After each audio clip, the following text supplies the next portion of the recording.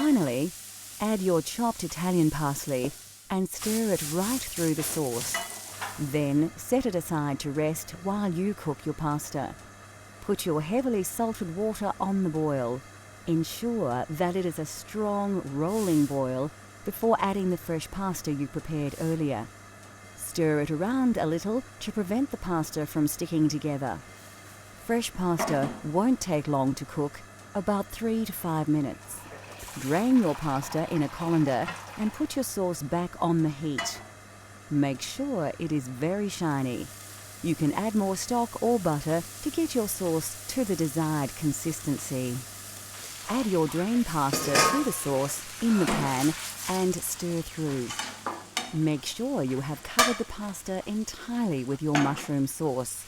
Then you are ready to serve. Grate some Parmigiano Reggiano, commonly known as Parmesan cheese, over the dish. Just enough to give it some bite and some extra saltiness, but not so much it causes the dish to go gluggy. Finally, if you have them, shave some black truffle over the dish just before serving. Now, enjoy your authentic fettuccine al funghi.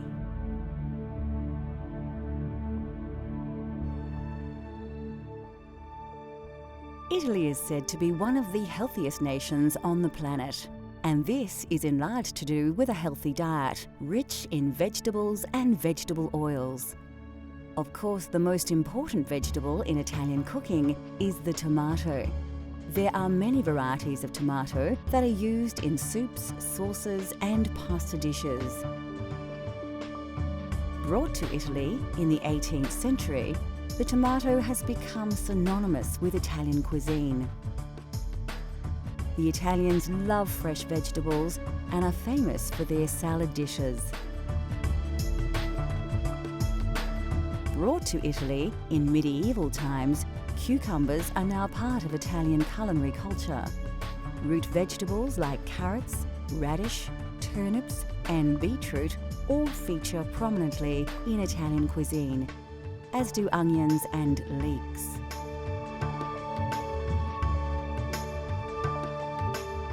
Cabbages, cauliflowers, spinach and rhubarb are also part of the Italian diet. Squash and pumpkins are often used as an accompaniment.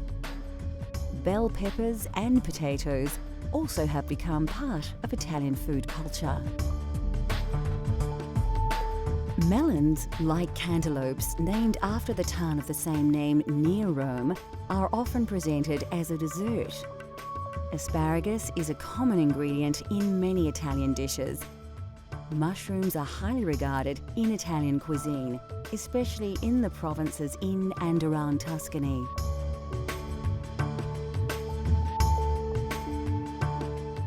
Of course, Italian cooking features all kinds of mushrooms, especially the porcini mushroom, but you can use local varieties in your own Italian-inspired dishes.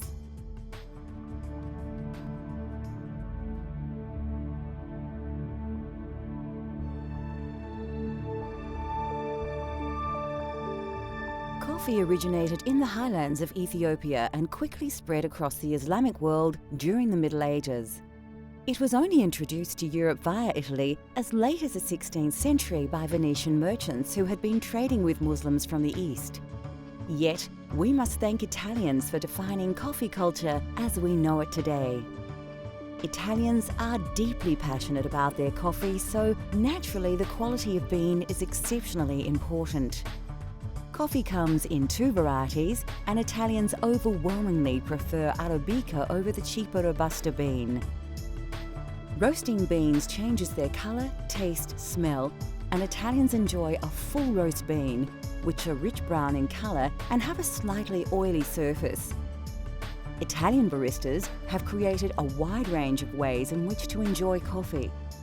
Cafe Espresso is brewed by forcing hot water under pressure through finely ground coffee. This process produces a highly concentrated shot of coffee, which actually forms the basis of many other drinks, such as a macchiato, which is simply a shot of espresso marked with a small drop of steamed milk. The most well-known Italian-style coffee is, of course, the cappuccino, and this cultural flavour of Italy has become increasingly popular right across the globe. Caffè latte is usually drunk at breakfast time, made with a full glass of steamed milk and a shot of espresso. This wholesome drink provides the perfect start to the day for many Italians. Coffee is drunk in a variety of ways, but generally speaking, Italians only add milk earlier in the day. With the exception of breakfast, coffee is rarely served alone and is usually enjoyed after a meal. The drinks, the roasting styles, barista techniques and the popular social aspects of drinking coffee have all been heavily influenced by Italy's love of the coffee bean. Next on Cultural Flavours, Italy. We explore a famous Tuscan twice-baked biscuit and its accompaniment and discover how to serve this delicious Italian treat.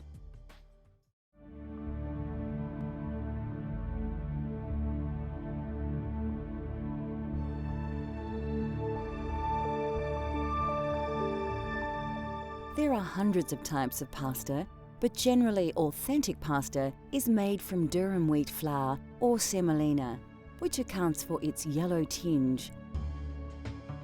Durum wheat is believed to have been introduced to Sicily by the Arabs in the 7th century, and pasta has become the national dish of Italy. Of course, fresh is best, and authentic Italian pasta has texture and flavour characteristics that is difficult to replicate with dried alternatives. Having said that, there are a multitude of dried pasta options that keep well, so it has become a staple in many kitchens across the world.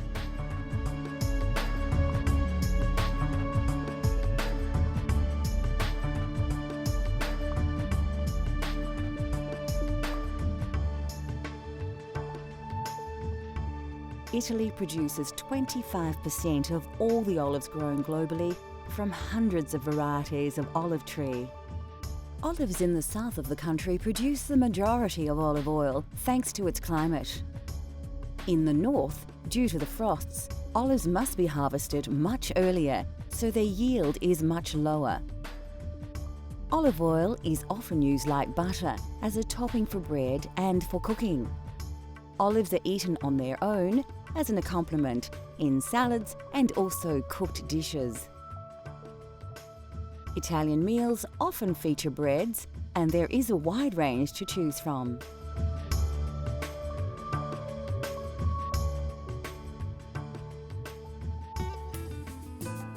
Italian food is rich with tradition, and there are few foods more traditional than biscotti. Tuscany, they love their biscotti. So they'll go to the local market and they'll get their flour and their sugar and the nuts, whatever nuts mum wants to use that might be in season, and they'll go home and there it will be in their beautiful kitchen, and they'll start mixing the flour, the eggs, the butter, the nuts, and then they'll roll and then they'll bake. And then with the biscotti, they need to slice them again, and then they'll need to rebake, so it's the double baked biscuit. That process, of course, brings the family together because it takes quite a long time for them to be able to do that. And then more especially, those biscotti are shared with their family and their friends. And because they are so hot and so crisp, they'll be able to share them for the rest of the week.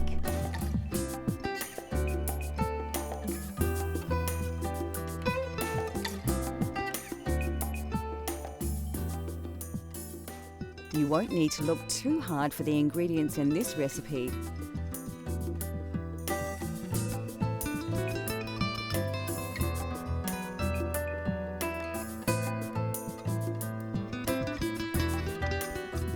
Place your butter in a bowl and add your caster sugar.